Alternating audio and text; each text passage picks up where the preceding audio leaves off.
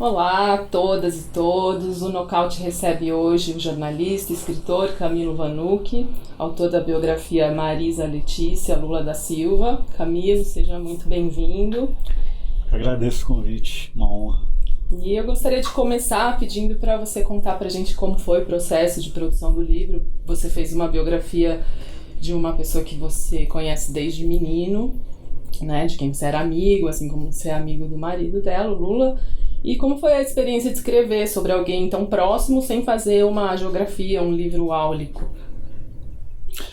Eu conheci Marisa cedo, criança ainda, não tive uma convivência muito frequente ao longo da vida. Meu pai trabalhou com o presidente Lula em vários períodos, ainda hoje muito próximo, foi ministro do governo Lula, mas eu acho que eu devo ter encontrado Marisa e falado com ela poucas vezes ao longo da vida. O que aconteceu é que 13 anos atrás, 13 anos atrás, eu lancei um livro de memórias do José Alberto de Camargo, que foi presidente do Instituto Cidadania, que é um precursor do Instituto Lula. Ele foi presidente durante o governo Lula e a gente fez um lançamento desse livro em Brasília e a Marisa foi no lançamento. E ali aconteceu uma coisa, eu não encontrava a Marisa havia 20 anos, assim, mas ali conversando com ela ficou interessada com a história de como que é fazer um livro de memórias, estava perguntando pro Camargo, né, que era o personagem do livro, e ele virou para ela e falou assim, você também devia contar suas memórias. E eu concordei, falei, eu também acho, tenho muita curiosidade em ler. E o Camargo virou para ela e virou para mim e falou: não, você vai escrever. E encarei como uma piada, aquilo na hora, mas virei para a primeira dama na época, era 2007. E falei: estou à disposição, posso morar para Brasília semana que vem e a gente já começa. E ela desconversou, falou: não sei, um livro de memórias. Ela ainda falou assim, vocês tinham que fazer um livro sobre o Palácio da Alvorada, porque a gente está fazendo uma super reforma e você tem tantas histórias nesse prédio. Eu entendi o sinal, falei, não, beleza. Tá. Mas de vez em quando, em alguma ocasião, geralmente pública, assim, algum congresso, algum evento, eu encontrava, eu falava, Marisa, aquele convite continua de pé. Quando você achar que é hora de fazer um livro de memórias, eu gostaria muito de poder participar desse projeto. E, eu não sei, você falou com o Lula? Falei, não tô falando com você, o livro é sobre você. Quando eu quiser fazer um livro do Lula, eu falo com o Lula. Não, mas vê o que o Lula acha. E a gente seguiu nisso até que em 2015, bastante tempo depois, eu encontrei eles num evento, também em São Bernardo, e o Lula que falou comigo, Camilo, você falou com a Marisa? Não, por quê? Ela topou fazer aquele livro com você. Então eu vou falar com ela. Daí eu encontrei ela na ocasião e falei, quando você quiser fazer aquele livro, achar que vai ser um prazer. E daí ela falou, sabe, Camilo, eu andei pensando, conversei com os meus filhos, com as minhas noras, com o Lula. Eu acho que eu vou topar sim a gente fazer. Mas como é que é? Você vai me entrevistar? Ela estava querendo saber como é que era o... Eu falei, não, eu vou te entrevistar muito.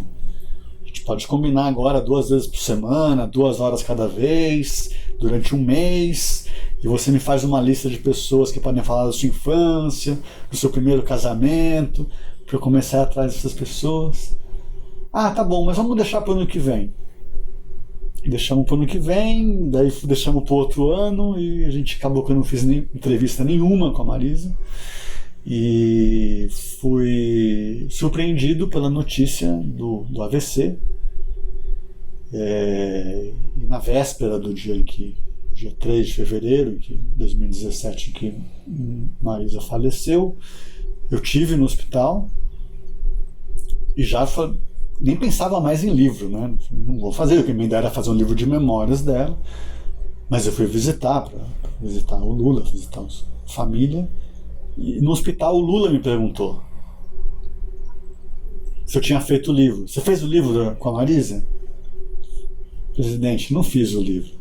Você sabe que eu não fiz o livro, mas faz 10 dias que eu tenho pensado muito nisso. Que pena, né? Agora eu que vou ter que te contar as histórias que ela ia te contar. Eu parei e falei, mas eu pensei, né? Mas eu não ia mais fazer livro nenhum. Como assim? Eu queria fazer um livro dela contando. E naquele processo, aquela semana, velório, enterro, missa de sétimo dia, não vai ser mais um livro de memórias, mas quem sabe eu não faço uma biografia. E aí me bateu a ideia de fazer. Eu achava que precisava contar um pouco dessa história da Marisa, personagem que foi sempre muito, a minha sensação já naquela época, muito marginalizada, digamos, não se contava, sempre se falava só do Lula, mas ela sempre do lado, e ela não é fundadora do PT no papel, mas para mim devia ser a primeira fundadora do PT, acho que faz parte também de um reflexo muito machista, até sexista daquela época, porque, como assim? O primeiro núcleo do PT foi na casa da Marisa, ela saía recolhendo assinaturas para fazer parte do partido, reuniões eram na sala dela, ela não é fundadora do PT. E eu consultei os filhos, consultei o Lula, não com uma ideia de que era um produto encomendado ou alguma coisa assim, mas falei, se for causar constrangimento, eu deixo pra lá. Se tiver alguma abertura, é um projeto meu, vocês não vão ler o livro antes dele ir pra gráfica, mas daí eu começo a tocar isso e depois vou querer entrevistá-los, e deu certo. Eu achei que eu fosse fazer esse livro em 1 ano, acho que é uma sina dos autores de biografia. Acabei ficando 2 anos e meio praticamente fazendo, e mais meio ano aí no fotografia, edição, que agora tá saindo finalmente. A minha segunda pergunta é exatamente isso. Você conseguiu coletar muita coisa sobre ela sem ter feito nenhuma entrevista com ela, né? E com o Lula você fez uma entrevista só. Então eu queria saber como é que você conseguiu coletar tudo isso dela. Um desafio, né? Mas é isso. Eu tenho uma entrevista que eu fiz com ela, mas anterior. Em 2009, eu fiz com ela para uma revista que eu trabalhava, e era sobre o Lula a entrevista. Um pouco sobre ela também, porque era um pouco sobre eram os 30 anos da prisão de 1980. Eu quis contar aquele período em que a gente estava em 2010, o Lula estava terminando o mandato com 87% de aprovação, mas houve um momento 30 anos antes em que ele era o inimigo público, e assim que está nos arquivos do DOPS, foi condenado e preso pela Lei de Segurança, indiciado, né? Lei de Segurança Nacional, depois de 2 anos teve absolvição e tal. Mas eu queria contar daquele período do Lula preso, Marisa com as crianças, 3 filhos, não sei o quê, o marido preso, aquela barra toda, e entrevistei ela. Mas nunca mais tinha entrevistado. O Lula, quando eu comecei a fazer o livro, ele me sugeriu, ele falou, Camilo, eu queria que você falasse com bastante gente e voltasse em mim mais pro final, porque eu acho que as pessoas vão te dar vários outros olhares sobre a Marisa, e a gente, primeiro que eu vou, óbvio, te falar o que você quiser, mas acho que tem muita coisa que você pode descobrir com outras pessoas, e a gente vai vendo aqui que só eu consigo falar dela. E também, na minha sensação de autor nessa conversa, a conversa que eu tive com o Lula, sem gravador nem nada, foi com muita emoção, assim, eu estava sofrendo demais naquele momento, que foi um mês depois da morte dela. Então eu falei, vou fazer isso, vou seguir, vou falar com bastante gente e depois eu volto aqui. Depois eu voltei ali em janeiro e 3 meses depois ele foi preso. Acho que ele até relata isso numa carta de abertura do livro, que ele fala de sinto não ter conseguido te conversar mais com você, porque a gente fez a primeira, quando ia marcar a segunda eu fui preso em Curitiba, e agora quando ele foi solto eu tinha terminado. Então resolvi fazer assim mesmo, porque eu acabei descobrindo bastante coisa e conseguindo contar essa história. Eu tenho pouquíssimas coisas assim que eu falo, se não conseguir botar no livro, eu acho que o Lula saberia me dizer, mas para a segunda edição eu volto nele e a gente completa. Continuando, como que você ali revela uma Marisa mãe coruja, avó coruja, mas ao mesmo tempo uma mulher também militante e muito forte, e que não arredava o pé, inclusive quando tinha que peitar o Lula, né? E queria saber como é que você coletou essas informações todas, de onde vieram? Eu falei com gente muito próxima, né? Eu entrevistei os filhos, entrevistei noras, entrevistei amigas de longa data, desde quando ela conheceu o Lula, que eram... É curioso, porque é um núcleo ali formado muito pelas esposas. Uhum. Então, as esposas dos sindicalistas de 80 formavam um núcleo muito forte, e recentemente também as amigas mais próximas dela sempre têm algum envolvimento, né? A esposa do Felipe, de Diadema, do Marinho, de São Bernardo, são muito ali próximos assim, do cotidiano da vida política do ABC. Nas entrevistas eu fui tentando puxar esse tipo de coisa, né? Sempre teve uma coisa muito... O pessoal falava muito do ciúme, por exemplo, da Marisa. A Marisa ciumenta. Como é que é esse ciúme, né? Eu fui vendo que é um ciúme muito presente, que não é um ciúme só com o Lula, é um ciúme com os filhos muito forte. Sim, uns relatos de que na adolescência, às vezes, não entrava a namorada dos filhos dentro da casa, sabe? Assim, então é muito... Uma coisa dela muito... Você falou coruja, eu acho que é leoa, sabe? Assim, aquela mãe que tá ali na porta como leoa e rugindo quando precisar rugir, com as garras afiadas para proteger a casa. E ela assumiu para ela esse papel assim de preservação, porque a vida dele sempre foi muito devassada, né? Tem episódios de reuniões do PT no comecinho em que a reunião ficava até 10, 11, meia-noite, e as pessoas que estavam reunindo ali com o Lula, discutindo o PT, relatos disso, de que iam lá, por exemplo, e espetavam um pedacinho da carne do filho que estava jantando, sabe assim, a pessoa está comendo ali, a pessoa vai provar, falta total de privacidade. Era uma casa muito pequena que eles moravam, não tinha um escritório, um lugar que o Lula pudesse fechar a porta para fazer reunião. E ao longo do tempo ela foi colocando esse obstáculo, assim, uma porta que assim, até aqui é público, é político, é o Lula aqui, mas aqui, ó, minha casa, sábado e domingo não tem discussão política aqui, aqui só vai entrar a partir dessa porta quem eu topar que entre, um filtro muito forte, assim, era brava também, a Marisa era uma pessoa brava e peitava. Teve um momento em 89, quando o Lula foi ser candidato a presidente da República pela primeira vez, em que eles mudaram de casa. Eles moravam num lugar muito pouco seguro, não tinha muro, era uma coisa de portão de grade, assim, que você via dentro, e a janela da suíte que eles dormiam era 3 metros da calçada, você podia jogar qualquer coisa pela janela. Então foi uma decisão ali do PT inseguro, já prevendo a truculência que viria naquela campanha eleitoral, sugerindo que ele mudasse. Ele acabou se mudando para a casa do Roberto Teixeira, que é um compadre dele, advogado, que hoje é advogado do escritório da Valesca e do Cristiano. Valesca é filha, Cristiano é genro. E o Lula não queria ir, por exemplo.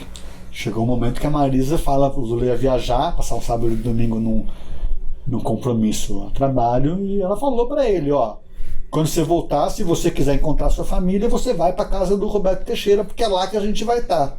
Se você quiser voltar para cá, você volta para cá, mas você vai ficar sozinho.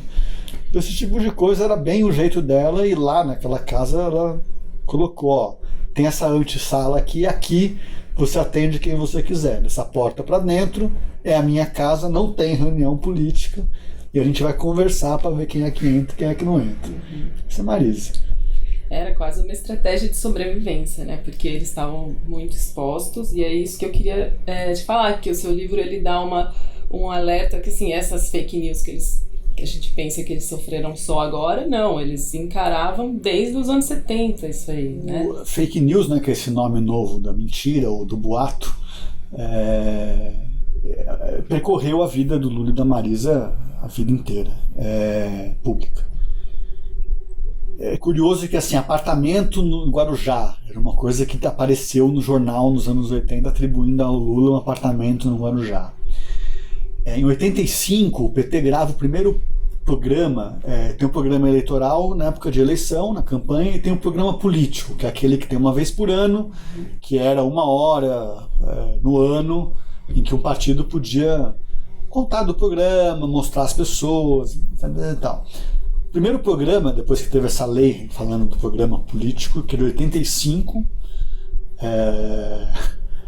o Chico Malfitani foi o jornalista que produziu, e ele já começa o programa, a câmera grava a placa da rua Maria de Azevedo Florence, e faz um traveling, né, que quando essa câmera sem corte, ela passa para focar no Lula, na frente da casa, da fachada da casa. O Lula tinha quebrado a perna, então ele está sentado numa cadeira, com apitando na calçada, assim, com gesso, uma pelada ali, um futebol dos filhos, e eles estão jogando bola ali, e ele fala: estamos aqui na casa do Lula, e ele entra, Chico Malfitani, com um microfone, como repórter de televisão, e a gente vai visitar a casa dele e conversar com ele sobre o PT, por que transformar o sindicalismo migrar para um partido político, blá, blá, blá, blá. E essa coisa foi deliberada, que assim, essa placa da rua, uma rua de São Bernardo, aqui está o Lula, essa é a fachada da casa dele, a gente vai entrar, daí a Marisa aparece, eles sentam na cozinha, ali onde tem a mesa, tomam um café e vão conversando sobre a conjuntura e a política no Brasil, naquela casa, mas era uma coisa necessária. Por quê? Porque o Lula morava numa mansão no Morumbi. Tinha gente que falava coisas assim, não, porque na verdade tem um túnel ligando a casa onde ele diz que mora, na casa onde ele mora de verdade, tipo Bate-Caverna, assim. Então o Lula entrava no Batmóvel, no subterrâneo saía um túnel que ia ligar. Eu até fui ver, era uma coisa assim de 20 quilômetros de distância entre a rua Maria Azevedo Florence, São Bernardo do Campo, e a casa o Morumbi, onde diziam que ele morava.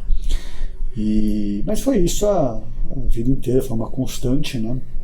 Em 89, tinham coisas, estratégias políticas de fake news, não era patrocinar a rede de disparo de WhatsApp, mas você tinha, por exemplo, duplas que iam na casa das pessoas para dizer assim: a gente quer visitar a sua casa porque a gente está trabalhando com a equipe do presidente do Lula, que está na frente na eleição, como você sabe, vai ganhar, vai ser eleito presidente, e quando ele ganhar a gente precisa ver, porque quem tiver 3 televisões na casa, por exemplo, a gente vai precisar dar uma para quem não tem televisão, e se você tiver um quarto vago na sua casa, a gente está cadastrando as pessoas que não têm onde morar, que são as pessoas sem teto, para ver se a gente consegue ceder um dos quartos das famílias que tem quarto sobrando para que as pessoas morem.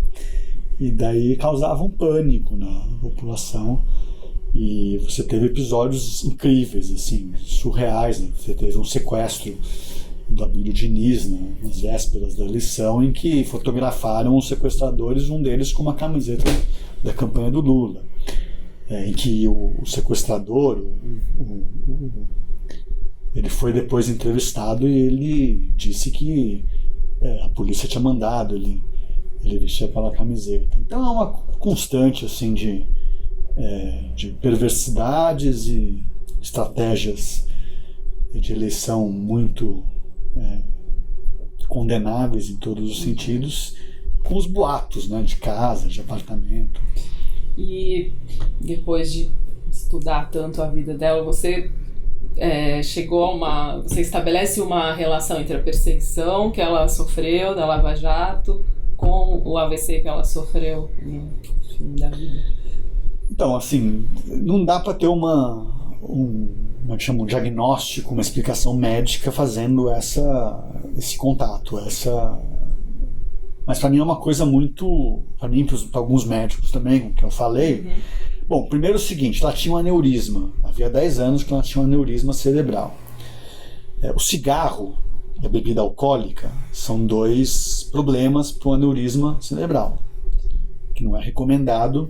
E o estresse, a ansiedade, o nervosismo, a raiva, são coisas que podem ali no momento de...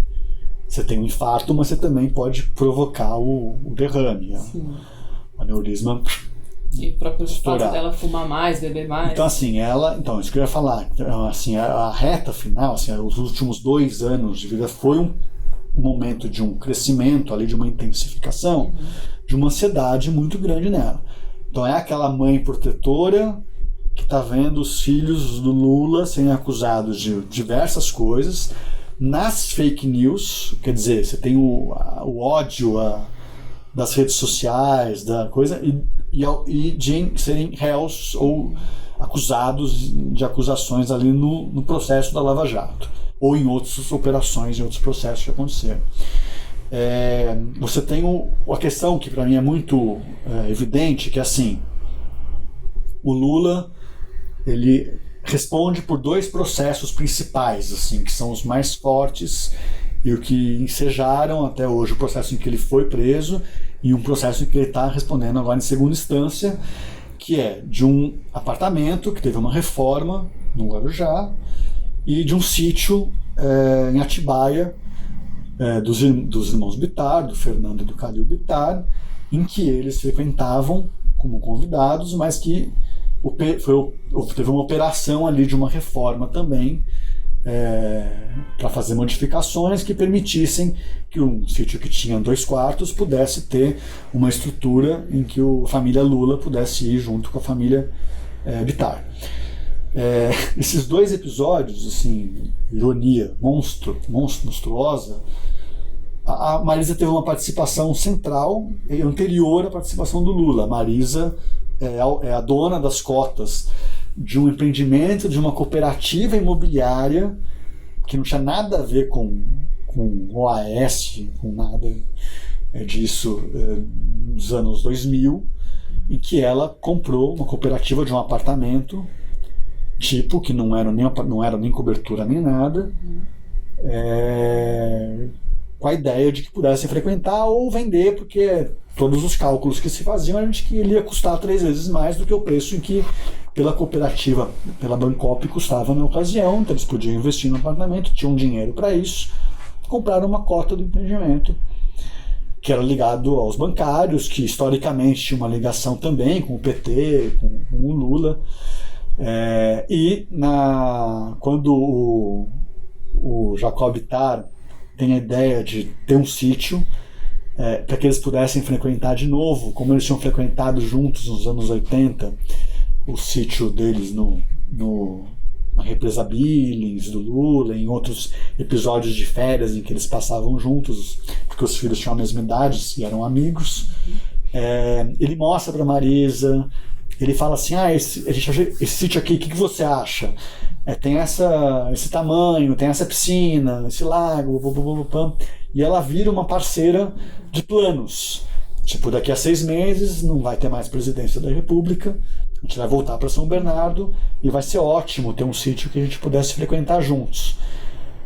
O que acontece em 2016 é que ela fala as 2 coisas, eu que sempre tomei todo o cuidado, trabalhei, estive presente para defender o projeto do PT, para defender o Lula, para defender nas campanhas, participar, e no governo também. Ela chegava assim, eu não vou dar entrevista porque eu posso falar alguma coisa errada que vai atrapalhar, e eu não sei falar, eu não gosto, eu não sou pessoa pública, o candidato é meu marido, não sou eu nunca me candidatei a nada, então eu não vou falar. Se preservava em cinema, sabe assim, tipo, tinha toda uma vida tomando cuidado para não atrapalhar o Lula e o PT naquele momento. 2 coisas em que ela teve uma participação muito grande, importante, eram 2 coisas que estavam causando a perseguição à família dela, uma hipótese de prisão do marido dela e a criminalização do partido que ela tinha ajudado a construir. Então isso foi criando na cabeça dela, né, o que eu consegui apurar ali com amigos próximos e com a família, é essa sensação de, primeiro, de reclusão. Eu não vou mais ao supermercado, como eu ia, porque alguém vai querer me xingar na rua, essa coisa muito MBL, sei lá o que, de ser ofendida no supermercado. Então, prefiro não ir. Começou a ter sistematicamente gente que passava na rua 4 horas da manhã, 4h30 da manhã xingando, e ela acordava. Ela morava no último andar de um prédio e ela ouvia e ela acordava. Lula, vai chegar a tua hora, bandido, não sei o que, blá, blá, blá. E ela começou a ver assim, bom, condução coercitiva eu acho que foi a gota d'água. Assim, chegaram na casa dela, rasgaram o colchão deles para ver se tinha alguma coisa escondida dentro, levaram o marido para dar depoimento coercitivamente no aeroporto e chegou no momento em que ela estava com uma tensão gigante. Ela dobrou o número de cigarros, ela fumava um maço, passou a fumar 2 maços por dia, aumentou a quantidade de bebida alcoólica e a alimentação provavelmente estava cuidando mal da alimentação também. E ela tinha assim uma coisa, o médico dela, o Khalil, já tinha falado no Ano Novo, 31 de dezembro, 1º de janeiro, vai lá, você não tá indo, já faz mais de um ano, a gente precisa ver como é que tá o seu AVC. E 24 dias depois ela teve, seu AVC não, seu aneurisma. 24 dias depois ela teve um AVC. Então eu acho que teve essa coisa, no Natal do ano ela já estava muito nervosa, irritada. Fazendo aqui o spoiler do livro, ela fala de num churrasco de Natal ali do Instituto Lula, ela ouve um helicóptero e ela fala assim, meio por brincadeira, mas meio, era assim que estava operando a cabeça dela, assim, são eles estão vindo nos buscar. E na conversa assim com amigos e políticos, 2 me relataram que assim, não deixem fazer o que estão fazendo com a minha família, sabe assim, como também se coubesse a um deputado do PT ou resolver a situação. Então era uma situação de a morte do Teori também mexeu muito com ela. Ela chegou a falar isso para as amigas. Mataram o Teori, vão matar o Lula, sabe assim, era uma coisa de uma tensão muito forte que ela estava vivendo naquele período. E acabou dando o que deu. Qual foi a entrevista mais útil assim, para o trabalho, se é que teve uma mais para destacar, e por quê? Bom, eu tentei entrevistar, por exemplo, pessoas da Operação Lava Jato, um juiz de Curitiba, mas daí foi sempre assim, tá tudo nos autos, você me dava uma senha para eu entrar pelo sistema da Justiça de Curitiba e ver como é que é. Não consegui falar. Eu falei com 3 dos 4 filhos, teve um que eu não falei, mas também teve coisas assim do tipo, vamos combinar, mas nesse 1 ano de vamos combinar, eu acabei, a pessoa tá desconfortável, né? Eu percebi, por exemplo, e não tiro nenhum mérito, a família da Marisa, principalmente, não do Lula também, mas da Marisa, principalmente as irmãs da Marisa, são pessoas assim que, primeiro que elas têm a timidez da Marisa, assim, impressionante, assim, são pessoas que não aparecem, não dão entrevista. A gente conhece irmãos do Lula, por exemplo, Vavá, que faleceu, Frei Chico, mas a gente não conhece irmãs da Marisa, sabe assim, as pessoas não aparecem, nunca apareceram. E elas tiveram também uma coisa de preservação, de mas daí eu não conheço, pode deturpar o que eu falei. Essa ideia do jornalista como, né, que a gente viveu uma polarização em que a nossa profissão também sofreu um abalo de você ser uma pessoa que, mas o que você vai fazer com a informação? Porque não é confiável. Então teve algumas pessoas que eu não entrevistei. Por exemplo, eu fui falar com o Suplicy porque eu queria uma ou 2 informações dele. Primeiro que eu achava muito engraçado, porque o Lula e a Marisa, no final dos anos 70, acho que 77, eles foram passar um feriado numa casa de praia do Fernando Henrique, que não estava lá, porque ele estava dando aula na França, e o Suplicy tinha emprestado a casa deles, e eu achava aquilo curioso, e eu queria saber um pouco de detalhes desse episódio.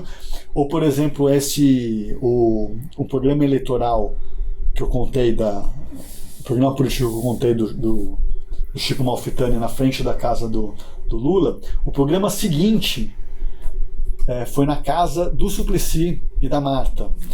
E foi um programa muito legal, porque tá o Lula e tá a Marisa, eles sentam numa grande mesa também, com outros convidados, outras pessoas, como Marilena Chauí. Era uma turma que eles juntaram ali para falar sobre o PT, para falar sobre conjuntura, e que a Marisa tem um diálogo ali com a Marta e com o Lula e o Suplicy, também esse papel da mulher na sociedade.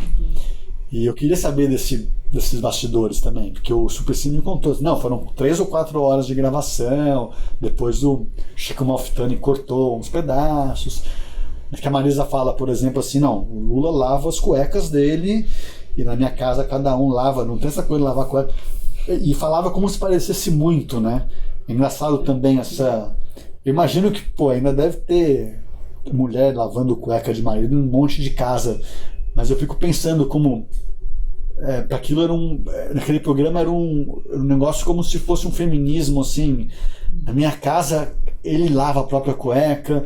E a louça, como é que eles dividiam, porque ele lavava a louça. Tinha toda uma discussão ali dos papéis na casa, esse tipo de coisa. Entrevistei o Fernando Henrique Cardoso também para fazer o livro, mas sempre com coisas assim. Eu sabia que não ia ser muito, mas e a transição, como é que foi? Eles chegaram e foram morar na Granja do Torto no mês de dezembro de 2002. Eu sabia também que, por exemplo, quando a Dona Ruth morreu, a Marisa e o Lula vieram e convidaram funcionários do Palácio, que tinham sido funcionários quando o Fernando Henrique e a Dona Ruth eram o casal presidencial. São episódios assim, porque eu construo a história com episódios. Assim, é um romance, é uma narrativa, né? Você não é descritivo, você vai... Eu queria contar episódios que formam essa história. Claro que quando a gente entra mais não tem coisas que, se não fosse o Lula sendo entrevistado ou um filho sendo entrevistado, eu não saberia dizer, eu não saberia contar. Ou até a oportunidade de ter visitado a casa, essa é a casa, aqui é a sala, essas são as coisas da Marisa que eu tive. Então essas entrevistas são essenciais. Agora, os episódios, para mim, assim, eu ter conversado com os funcionários do Palácio que conviveram com ele, que eles me mostraram como que era como é que eles eram como presidente. Eu ia falar patrão, mas a palavra não está certa nesse caso, porque o funcionário do Palácio, ele é um servidor público, em que o patrão é a União, somos nós, é o povo brasileiro. Mas como é que é você ser uma pessoa que faz os jardins para Dilma, para o Sarney, para o Fernando Henrique e para o Lula com a Marisa? Como é que era a relação deles com os funcionários? E para mim foi muito esclarecedor, porque eu nunca tinha visitado o Palácio com eles lá para saber se eles eram muito formais ou pouco formais. Eu intuía algumas coisas, mas queria provar. E são histórias muito bacanas, assim, que estão no livro contadas, de como é que era tomar café com um funcionário, ou fazer uma piada, coisas que são muito a cara do Lula e da Marisa, em que foi muito importante para mim ouvir para poder contar aqui. Tem as comidas que ela pedia para o cozinheiro, né? Não vamos contar, porque as pessoas não vão ler esse livro. E pra gente fechar, eu vou voltar um pouco à questão da perseguição, do preconceito que eles viviam, e o Lula ainda vive, que ela viveu a vida inteira. Você descreveu, não é nem no livro, ali nas suas redes sociais, quando fez 2 anos, né, que ela faleceu, você escreveu que como você recebeu a morte, você ouvindo no rádio, e a imprensa retransmitindo a cada minuto o áudio dela com o filho, e falando de teorias malucas, que ela não tinha morrido, que ela tinha fugido, que o Lula ia encontrar ela. Então, assim, as fake news não cessaram nem nessa hora da morte dela, né? respeito total, então eu queria que você comentasse assim isso. Fez 3 anos agora no dia 3 de fevereiro, e foi... bom, o AVC já teve uma recepção muito maldosa, assim, por essa polarização, né? Eu não sei se você lembra, mas você teve médicos em grupo de WhatsApp falando que tomara que morra, que não sei o que, agora vão... Tinha umas definições técnicas ali que eu não lembro, mas torcendo para não dar certo, para que ela viesse a óbito, etc e tal. Como teve também um jornalista num blog dele mostrando os exames de imagem, ultrassom e tal do que o hospital vazou para ele, dizendo assim, gravíssimo estado, não sei o que, Marisa já morreu, não sei o que, estão esperando para dizer. Eu diria que a educação e o pudor não passaram muito ao largo de parte da recepção à morte da Marisa. E teve esse episódio a Marisa... eu estava indo para São Bernardo no dia seguinte, onde teve o velório no sindicato, e a rádio no obituário dela falando na Lava Jato e reproduzindo o áudio que ela teve com o Fábio sobre as panelas, onde ela achava que as pessoas deveriam colocar as panelas depois de batê-las nas varandas. E eu estranhei aquilo, porque eu tenho uma tradição de obituários, pela tradição mesmo, assim, o diálogo das panelas está no meu livro. Eu não escondi o diálogo das panelas. Estou dizendo que eu achava curioso como eles tinham muito tato para fazer obituários de várias outras pessoas com acusações gravíssimas de violações de direitos, etc e tal. E com a Marisa eu achei que foi um obituário agressivo. Então aquilo me marcou naquele dia. E é como se não precisasse ter nenhum cuidado com a Marisa. Com o Lula também eu acho que também não tem nenhum cuidado, assim. Tem uma coisa de classe ali, mas eu não vou entrar nisso. Mas assim, e teve essa fake news que dispararam, que falaram assim, Marisa não morreu, Marisa está na Itália agora, ela tem um passaporte italiano, ela já fugiu para a Itália. Às vezes tinha assim, foi fulano que ajudou e colocou... Tem toda uma construção ali, e por isso que ela está sendo enterrada com o caixão vedado, caixão lacrado, fechado. E ela vai se encontrar com o Lula na Itália, a fuga do Lula já está armada. Na próxima semana vocês vão ver como eles vão se encontrar na Itália e vão fugir. E eu falando, gente, eu tô aqui, eu tô vendo a Marisa no caixão, não tá lacrado. Primeiro que ela não vai ser enterrada, não foi enterrada. Recentemente o Augusto Nunes, ele fez um pronunciamento, uma fala dele dizendo que o Lula saiu da cadeia e até hoje não foi visitar o túmulo da Marisa. Eu li Augusto Nunes, a Marisa não tem túmulo, ela não foi enterrada. As cinzas da Marisa estão no apartamento deles ainda. Eu não sei se agora, nos 3 anos, ele conseguiu pensar o que fazer e se deram um destino às cinzas, mas a urna estava na casa, eu vi a urna lá, mas não visitou o túmulo da Marisa. Então assim, não tem nenhum cuidado para reproduzir fake news, esse tipo de coisa, e falar o que quiser falar sobre Marisa. Um pouco disso, assim, acho que falam o que querem falar dela, se preocupam muito com apuração. Eu apurei isso aqui durante 2 anos, tentei fazer o máximo que eu consegui chegar até o momento que eu falei, não, eu vou soltar esse livro, eu não vou, senão vira uma coisa que não acaba nunca mais. E se tiver alguma coisa que eu ainda descubra, que a gente consiga ampliar, para a próxima edição eu me comprometo a emendar aqui o livro.